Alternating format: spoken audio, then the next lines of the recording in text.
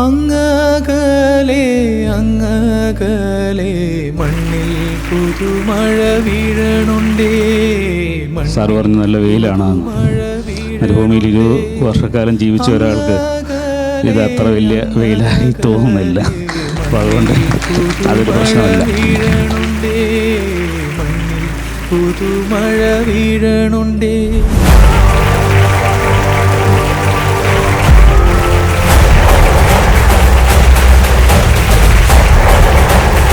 ഇതുവരെ കഥകളും നോവലുകളും തുടർന്ന് വന്ന ആ ഒരു ചട്ടക്കൂടിനെ പൊളിച്ച് പുതിയ രീതി കൊണ്ട് സാറിനെ പ്രേരിപ്പിച്ച എന്താണ്? നല്ലൊരു ചോദ്യമാണ് ചോദിച്ചത്. നമ്മൾ മനുഷ്യർ പ്രകൃതിയുമായി കൂടുതൽ സമയം ഇടപഴകുകയാണെങ്കിൽ പ്രകൃതിക്ക് നമ്മൾ മനുഷ്യരുടെ സ്വഭാവത്തെ മാറ്റിയെടുക്കാൻ സാധിക്കുമോ?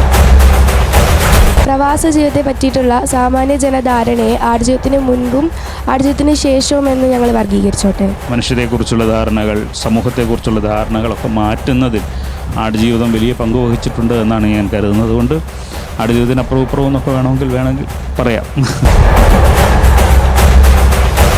ഇന്നത്തെ കാലത്തെ പാഠപുസ്തകങ്ങളിൽ ഏതെല്ലാം തരത്തിലെ മാറ്റങ്ങൾ കൊണ്ടുവരാനാണ് സാർ ആഗ്രഹിക്കുന്നത്? നമ്മുടെ ഉള്ളിലൊക്കെ സർഗാത്മകമായ മനുഷ്യരുണ്ട്, പലതരത്തിലുള്ള സർഗാത്മകത. അത് കായികമായ സർഗാത്മകതയാവാം, കലാപരമായ സർഗാത്മകതയാവാം, സാഹിത്യപരമായ സർഗാത്മകതയാവാം, പലതരത്തിലുള്ള സർഗാത്മകതയുണ്ട്. ഇതിനെ കണ്ടെടുക്കലാണ് യഥാർത്ഥത്തിൽ വിദ്യാഭ്യാസം.